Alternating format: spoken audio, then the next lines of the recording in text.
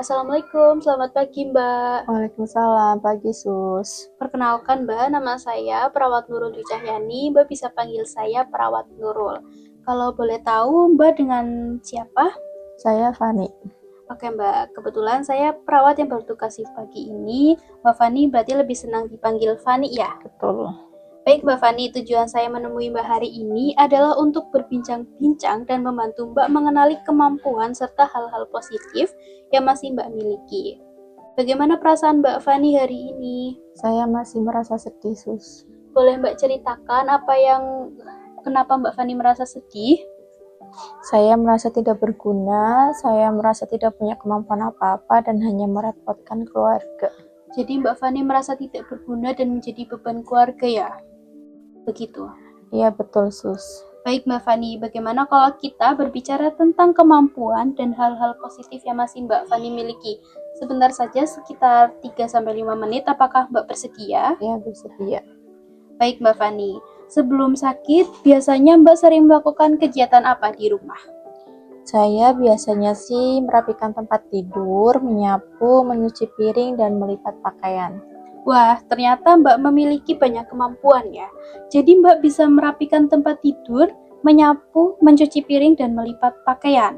Tapi sekarang saya merasa sudah tidak bisa melakukan apa-apa, Sus. Menurut Mbak, dari kemampuan yang tadi disebutkan, mana yang masih bisa dilakukan saat ini di ruangan ini? Mungkin menyapu, Terus ada lagi? merapikan tempat tidur. Berarti menyapu dan merapikan tempat tidur ya.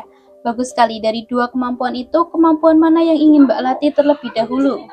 Merapikan tempat tidur saja dulu, Sus.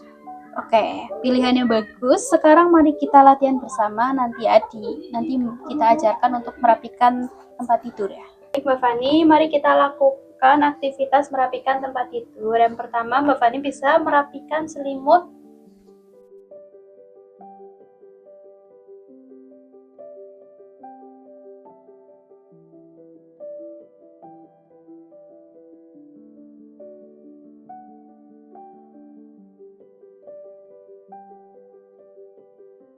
Sudah rapi ya Mbak Fani? Mbak Fani sangat hebat dalam merapikan tempat tidur. Menurut Mbak, apakah kegiatan merapikan tempat tidur ini bisa dilakukan setiap hari? Bisa, Sus. Oke, kalau begitu kita masukkan ke jadwal harian. Nanti setiap pagi sekitar jam 6-7 kegiatan Mbak dalam merapikan tempat tidur ya.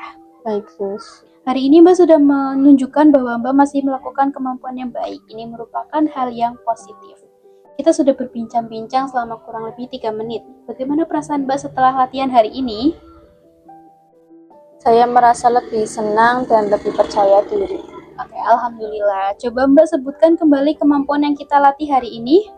Merapikan tempat tidur, Sus. Oke, bagus sekali. Bagaimana cara melakukannya? Menarik spray agar rapi, melipat selimut, dan menatap bantal. Oke, tepat sekali. Untuk tindak lanjutnya, silakan Mbak melakukan kegiatan merapikan tempat tidur setiap pagi sesuai jadwal yang sudah kita buat. Besok, sekitar jam 9 pagi, saya akan datang kembali ke sini. Kita akan mengevaluasi kegiatan yang sudah dilakukan dan melatih kemampuan kedua, yaitu menyapu. Tempatnya tetap di ruangan ini, apakah Mbak setuju? Setuju. Baik Mbak Fani, terima kasih atas kerjasamanya. Saya izin pamit. Assalamualaikum. Waalaikumsalam.